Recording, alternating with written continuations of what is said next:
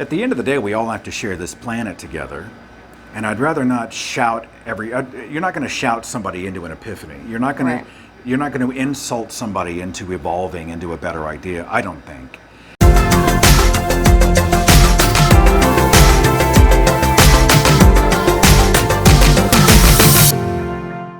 Hi, welcome to Atheist Edge. I'm Courtney here with Seth Andrews. So excited. Stop. So I just kind of wanted to talk about kind of the beginning, because when I was first a student at University of Southern Maine, I had never heard of atheist podcasting and there being this entire movement of atheism, and you were the first podcast I ever found. And so I was really amazed at not only the fact that an atheist had a podcast and you were talking, but that you were so approachable and personable. So I just kind of wanted to ask how you started. Well, I have a background in radio, and when I started, there weren't a lot of podcasts. Now there are. Now, it's in fact, it's a challenge for podcasters because you're a needle in a stack of needles, But at the time, there was kind of this big vacuum, and I came out of a radio background. I did FM radio for 14 years, and I was a communicator, a storyteller, and I was thinking, well, what do I have to contribute? What can I do? Because I had this fire in my belly, I want to be a part of the solution, whatever that is. And I wondered if maybe a podcast would be well received. Yeah. And so, I launched it in the summer of 2010. And people responded, and the audience grew, and the number of shows accumulated, and I'm still kicking here in almost 2020. And so it's a real honor to be able to do it. I'm glad there are a lot of resources now for atheists that there weren't back then. But the genesis of it really was that I felt isolated, and I wanted a community, and I also wanted to maybe help somebody else and do what I could to further the cause of skepticism and free thought here in the United States and beyond. So. Yeah. Well, and any person that does YouTube online, we know that there can be a lot of backlash. I know that I went to your tour of Sacred Cows with the sort of controversial book that you wrote, kind of, I guess. Would you call it controversial? It's somewhat. Sacred Cows approaches religious belief with a light touch. It's sort of an exercise in, it's almost a comparative religions class, but it takes some of the most extreme examples of what religious belief and traditions have done over the course of recent human history, and then I sort of tie them into the mainstream religions.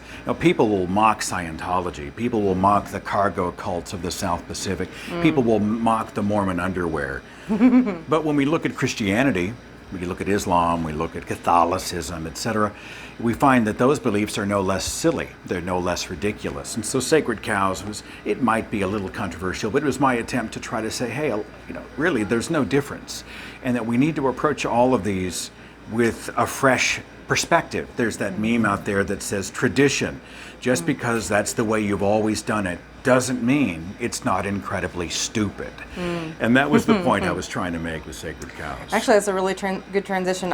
On the way over here, I was hearing about the new Pope recently making an announcement of kind of opening the documents that were previously sort of confidential, sort of opening up information about the Catholic Church in an effort to help police with child abuse in the church, which is a really interesting. It's on its surface, I appreciate it. Forgive me if you and I probably approach that with an eye of skepticism. Right. I mean, the church has a long and sordid past. It has a long history of protecting the predators. I appreciate the sentiment, but the proof is going to be in the pudding. So, it's like when we saw him begin to become more accepting of non-heterosexuals, and then, of course, the Catholic Church as an institution freaked out. And he kind of reversed himself. I mean, I'd like to see the church evolve. You know, we're not going to get rid of the church, but it'd be nice to see it at least achieve a greater enlightenment so it's less of an oppressor of human rights. So we'll keep an eye on the Pope and his minions and see what they do in the months ahead. So. Absolutely, and I think it is good, at least proof to the rest of the public that there is a history of intentionally withholding information and intentionally stonewalling the police in these investigations, because we've known this for a long time, but I think a lot of the general public isn't aware of it. I think when their back's against the wall, they feel like they have no other option strategically that's useful. We saw that in the Mormon Church when they were guilty of, some horrible human rights atrocities. And finally, their back was so against the wall that they had to own it and say, okay, fine. Here's what happened. Here's some documentation that reveals it. We acknowledge it, but we're no longer those people. And so that may be a little bit of the strategy of the Catholic Church. I can't know their minds, but we can watch what they do. Ultimately, they're still selling a lie, and they're still one of the largest corporations, right? A tax-free corporation in the world. And so, that we approach them with a tremendous degree of skepticism, for sure. Yeah, and I really love that debate that Stephen Fry and Christopher Hitchens did via the Catholic Church. That was really great, because they had some really amazing points about, you are a nation state and you do have this power that you don't claim to have until it suits you to claim it. The kind of cruelty in Catholic education, the kind of let's not call it child abuse, it was child rape. The kind of child rape that went on systematically for so long. Let's imagine that we can overlook this and say it is nothing whatever to do with the structure and nature of the Catholic Church and the twisted, neurotic and hysterical way that its leaders are chosen. The celibacy, the nuns, the monks, the priesthood. This is not natural and normal, ladies and gentlemen, in 2009. It really isn't. So shifting gears a little bit, my experience of a lot of atheist podcasting or atheist YouTubing is sort of a controversial approach, a little bit more offensive comedy approach with some of it. I really love, cognitive dissonance and scathing atheist. And so you have a very, very different approach of being a lot more approachable. And actually my dad, who's a believer, is a fan of yours. That's weird, but I know. I'm thankful. Thanks, Yeah. Dad. And Thank you. so I wanted to kind of ask you about, he was sad that he couldn't be at this winter solstice party because he wanted to see you speak. But I just wanted to talk about being approachable to believers, because I think a lot of atheist YouTubing and podcasting can be preaching to the choir, preaching to other atheists, and they're not as careful with how they say things or how they approach topics.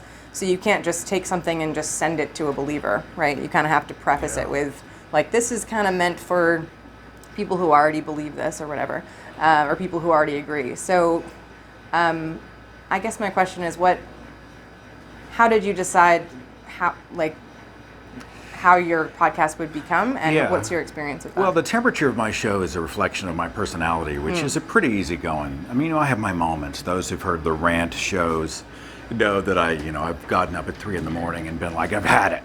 I'm sick of it. I'm sick of the insanity. I'm sick of the delusion. I'm sick of the corruption. But at the end of the day, I feel like we should be in the business of attracting, not repelling people. And, we're asking really religious people. There are some shows that serve the atheist community directly and only, and I think that's necessary. I think that they serve a tremendous purpose. And it's cathartic to be able to go and gripe about how crazy the world is and talk about the insanity that religion is selling and all those things.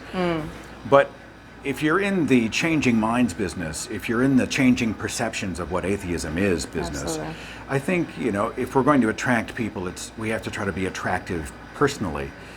And, I'm a friendly guy. I like people. A great many of my best friends are people who are God believers in some form. They're not evil. They're not stupid. I'm married to a person who believes in God, which blows some people's minds, right? And we have our moments where we look at each other like we're from different nations. But, she is the most beautiful person I know. And so, if someone who is a God believer hears a show like mine and they may disagree, but they aren't put off, they aren't blanching, they aren't being insulted left and right, they become interested in the conversation. They actually take a step further into your circle. And that's an environment where discourse happens and where minds might be changed. And at the end of the day, we all have to share this planet together. And I'd rather not shout you're not going to shout somebody into an epiphany. You're not going Right. to you're not going to insult somebody into evolving into a better idea, I don't think.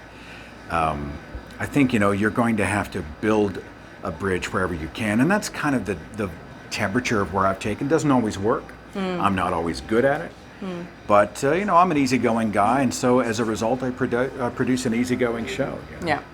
Well, and I think that's the approach that I tend to take, is trying to build bridges between religious and non-religious, and just try to understand each other, not try to particularly convert each other. Yeah. But I do really, really appreciate you creating content that is putting a different face on atheism and breaking some of those stigmas about atheism being very combative and argumentative and mean or rude.